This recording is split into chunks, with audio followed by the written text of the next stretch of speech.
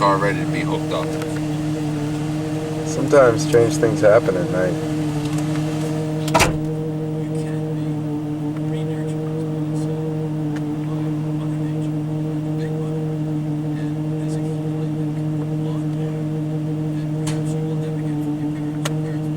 Sometimes the night has a life of its own.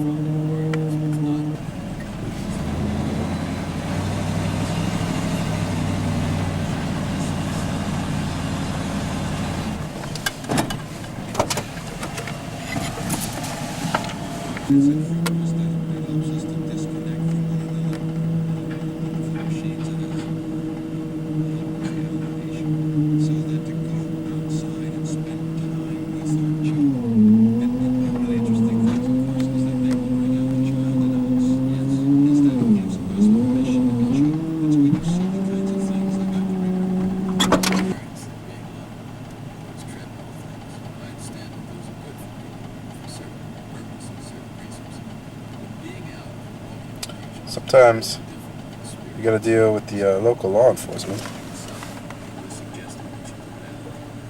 because they gotta know what's going on.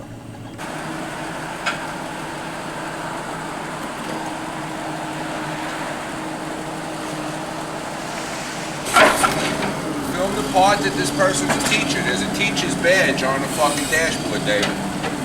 Teacher's You know badge. that parking permit? Yeah. Right here. I'll take a look. You I'm want me to filming. get the flashlight? No, I got it under You got control. that? They'll appreciate that.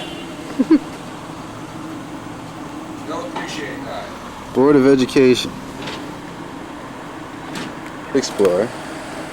The person owes Now, I'm curious to know $1,700 that if on after it. you see that teacher's badge on there, will he get an A or an F? You have to pay. If you don't pay, they send me to come see you. This is absurd. So you think you're playing a game with these people? With who? With the people whose cars you have to take? Not at all. But do you think it's a game for them? No. What do you mean? I don't understand that question. Game. When they come out cursing, telling me, oh, I just spoke to the collector yesterday. I just made arrangements. Check was in the mail. Why are you doing this? And all kinds of other nasty stuff. Like I created their problem.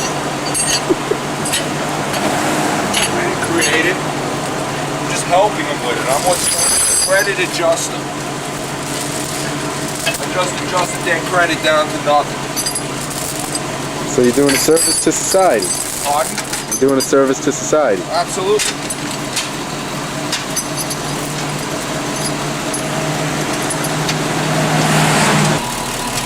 High as they were, if it weren't for people like this, promise to pay and don't. Come, let's go. Follow-up report for Dime Auto Finance. It's to find out who we spoke to at the police station, because we have to notify them that we took the car, so that the customer can't come in and report it stolen, even though they wish it was stolen, because it's cheaper. But this is a follow-up. I get their signature this way. If there's an alarm goes out on it, I can do a DD5 and get it removed. You ever have any problems with the police? Yeah, tons of problems. I took a police captain's daughter's car one time, and I had them chasing me with helicopters. I had bad credit in Queens, and they put guns to my head and made me give them back the car.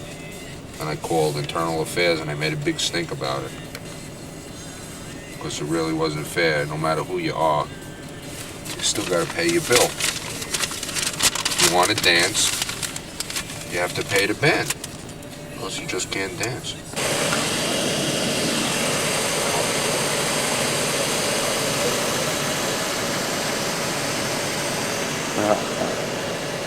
All right. This is the famous 7-0 precinct where Abner Louima was assaulted. About 20 years ago, I was assaulted in the same precinct and beat up. That's no lie. But it taught me to respect the police, whereas it made him a millionaire. The God's honest truth. That's the God's honest truth.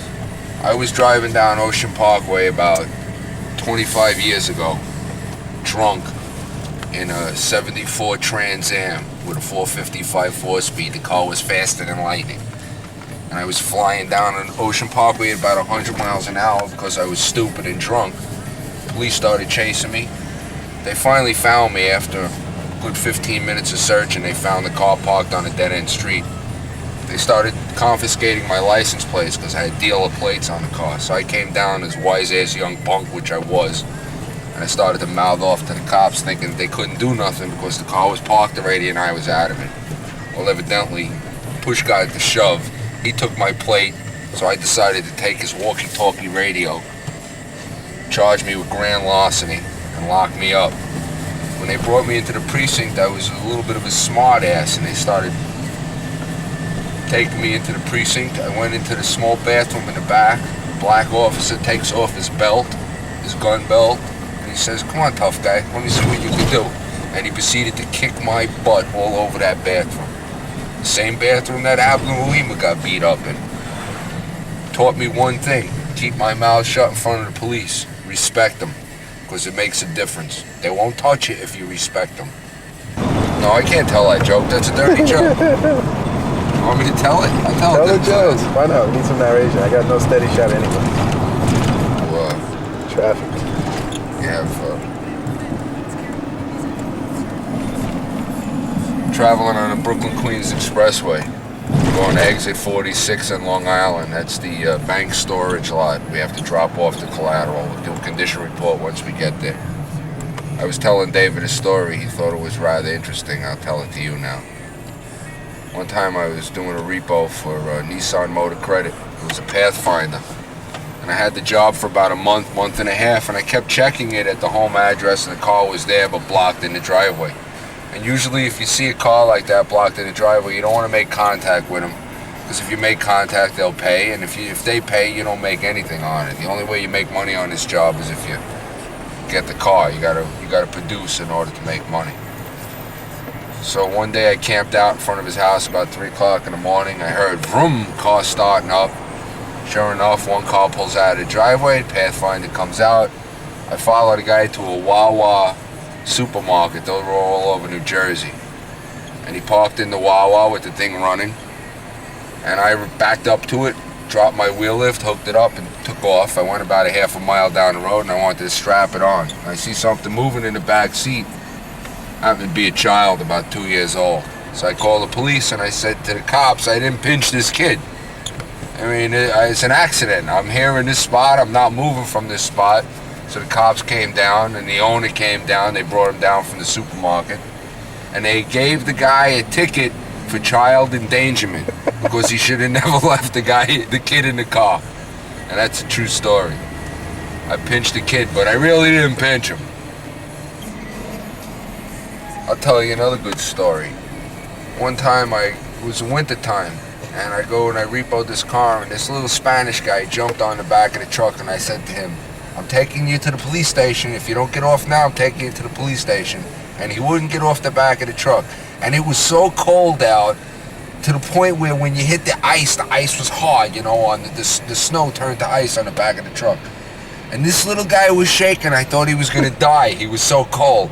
By the time I took him to the police station, he was like frozen to the boom of the truck he was holding on. His hands were so cold.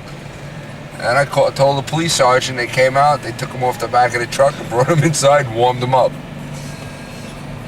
That poor little guy. I had a guy jump out a second-story window and broke his leg, trying to stop me taking his car. And then he had his his grandmother come out, and she stood at the back of the truck in between the car and the tow truck, so that I couldn't hook it up.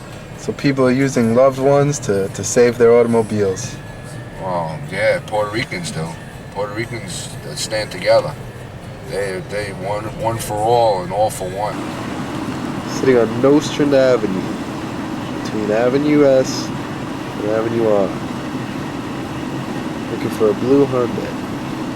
2-door sports coupe. There she is.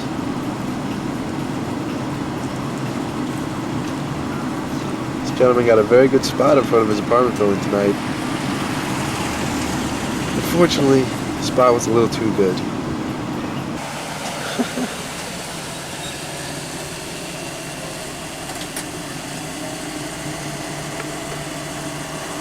What's up, home slice? Nothing. Where's this car? This side of the street? It's right behind you. I passed it? Yeah. Oh, I'm in good shape, huh? Turn around? What? Do I need to turn around? No, just back up. It's on my side of the street? Yeah, it's like 10 feet behind you. Yeah.